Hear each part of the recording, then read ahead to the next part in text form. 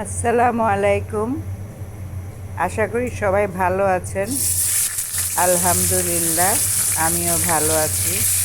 আজকে আবার চলে আসলাম একটা সাধারণ রান্না নিয়ে, কই মাছের ভুনা। আমি সাধারণত জিয়ানো মাছ ভেজে রান্না করি না, ঝোল খেতেই ভালোবাসি। কিন্তু আজকের মাছটা ফ্রিজে ছিল, সেই জন্য ভাবলাম একটু ভেজে রান্না করি। কই মাছ অনেকেরই খুব প্রিয়, আমারও ভীষণ প্রিয়। আজ আমি টমেটো দিয়ে একটু ভুনা করব। এইভাবে রান্না করলে আমার অনেক আত্মীয় স্বজন অতিথি খুব পছন্দ করে। সেই জন্য ভাবলাম যে আপনাদের সাথেও একটু শেয়ার করি। আশা করি আপনাদেরও ভালো লাগবে। মাছগুলি খুব একটা বেশি ভাজবো না, হালকা ভেজে তারপর রান্না করব। এখানে প্রায় 1 কেজির মতো মাছ আছে।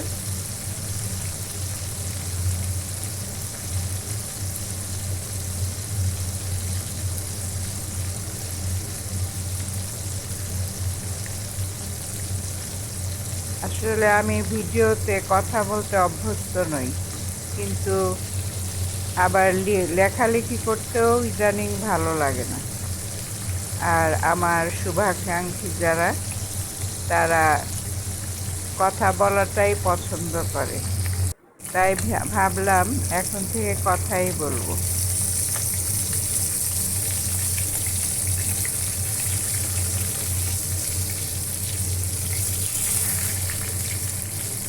এখন মাছগুলো তুলে ফেলবো।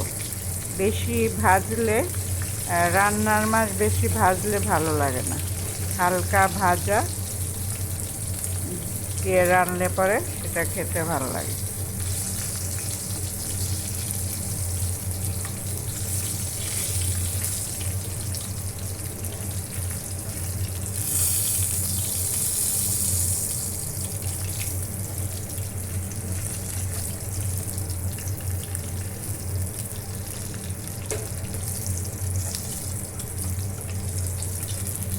আমার সবগুলি মাছ ভাজা হয়ে গেছে, এখন রান্না করার পালা।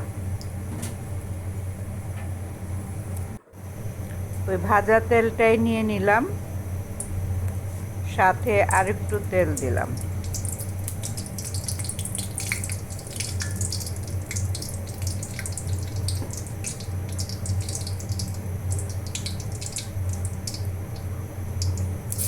এখানে আমার হাতের মাপের 3 মুঠ পেঁয়াজ দিলাম। ভুনা কিছু রান্না করলে, মাংস হোক মাছ হোক, আমি তেল আর পেঁয়াজ দিতে কার্পণ্য করি না, কারণ এই দুইটাই তরকারির স্বাদকে বাড়ায় এবং চেহারাও সুন্দর করে। এই জন্য মাঝে মাঝে এইভাবে খাওয়া যায়। আমরা তো আর রোজ অনেক তেল মশলা খাই না, মাঝে মাঝে একটু মজা করে খাওয়া যায়, খেলে অসুবিধা নেই।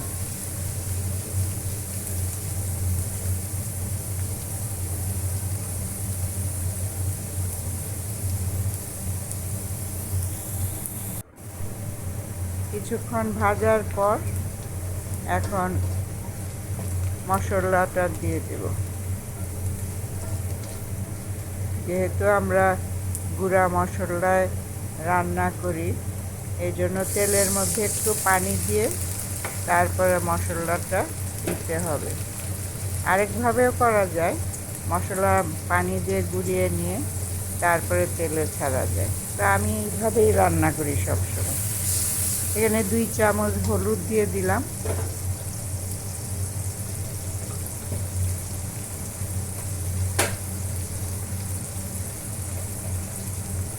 মরিচও দিলাম 2 চামচ,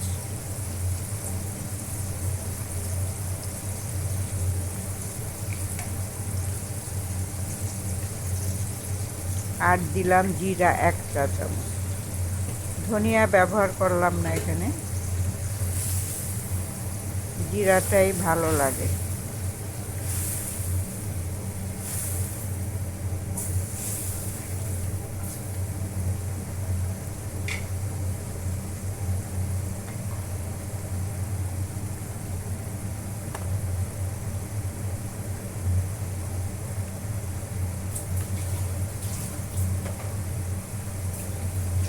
আর লবণ দিয়ে দিলাম 1 চা চামচ। মাছ ভাজার সময় আমি 1 চা চামচ হলুদ আর 1 চা চামচ লবণ দিয়ে ভেজেছি, তাই এখন 1 চা চামচই দিলাম। আর লবণটা সবসময় স্বাদ মতোই দিতে হয়, কেউ লবণ কম খায়, কেউ বেশি খায়, এজন্য পরিমাণ মতো দেওয়াই ভালো। এখন এই পরিমাণ দেওয়ার পর রান্নার শেষ হওয়ার আগে আবার একটু দেখব যে ঠিক আছে কিনা, তখন লাগলে দিব।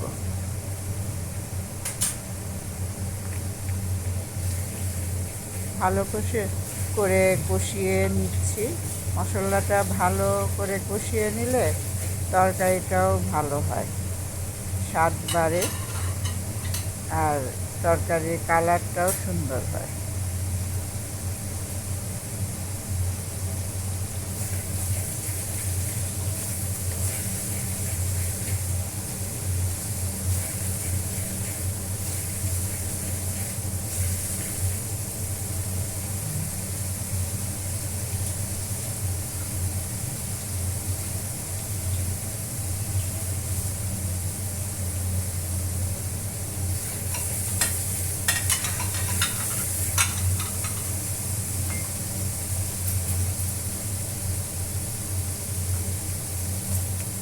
এখানে 2টা টমেটো ছোট করে কেটে দিয়েছি।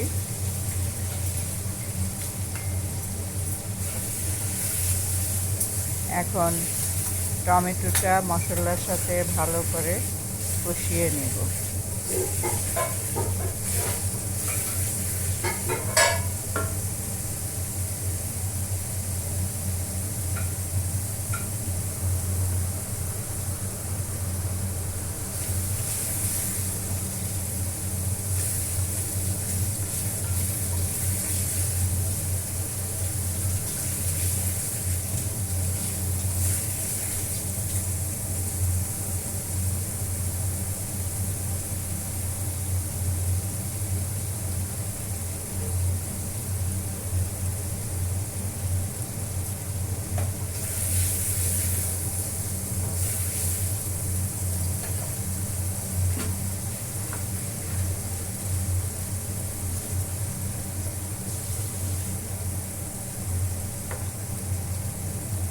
মশলার কাঁচা গন্ধটা চলে গেলে এবং টমেটো একটা কাঁচা গন্ধ চলে গেলে পানি দিয়ে দিলাম। এখানে 1 মগ পানি দিলাম, যেহেতু আমি ভুনা করব, খুব বেশি পানি দিলাম না। এখন মশলাটা বলক উঠলেই মাছগুলো দিয়ে দিই।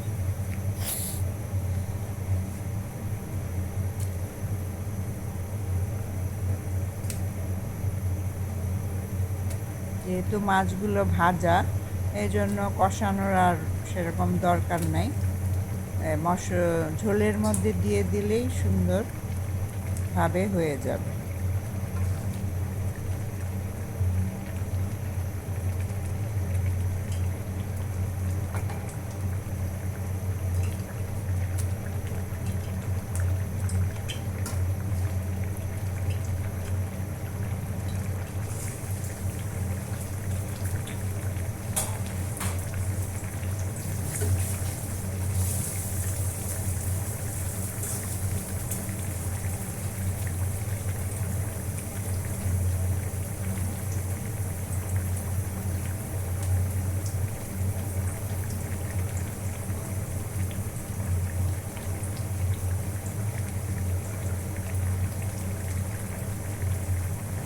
এখন একটু ঢেকে দিব।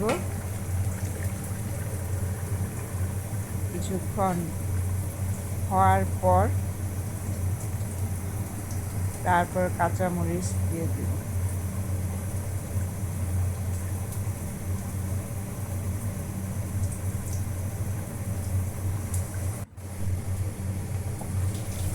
এখন একটু উল্টিয়ে পাল্টিয়ে দিব, কারণ বেশি নাড়াচাড়ি করা যাবে না, মাছ ভেঙে যেতে পারে। সবগুলো মাছ আবার ভালোভাবে উল্টিয়ে দিব।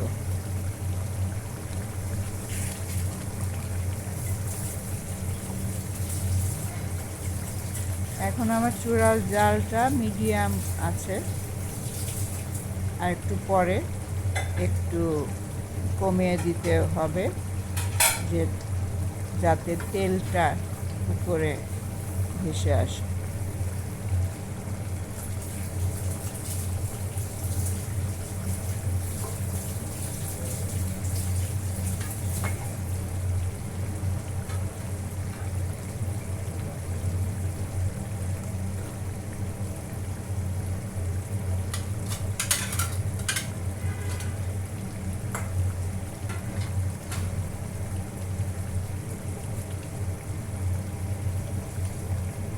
নাড়ার দরকার হলে এইভাবে নাড়িয়ে দেওয়া ভালো, যাতে নিচে ধরে না যায়।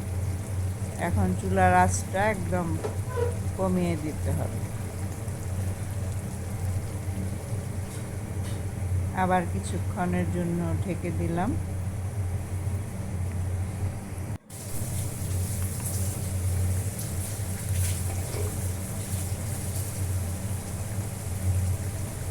মাছটা এখন তেলের উপরে এসে গেছে, আর বেশিক্ষণ চুলায় রাখবো না।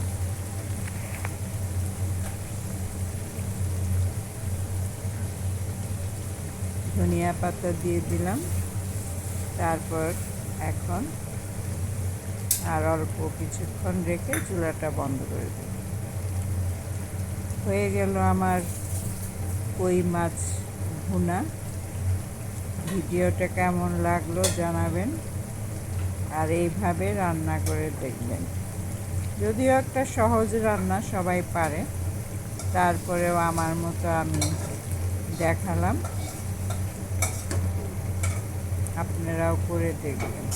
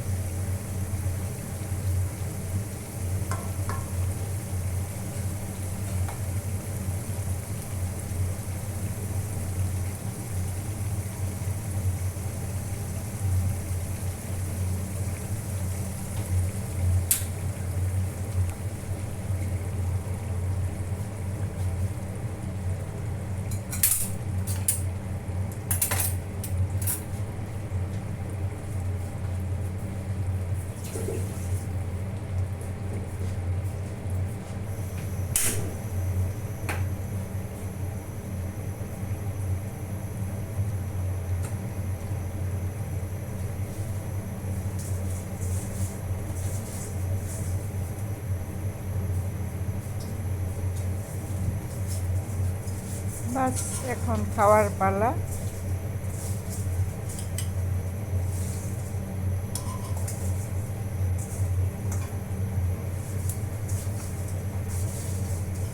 আপনারা সবাই ভালো থাকেন, সুস্থ থাকেন, এই কামনা করি।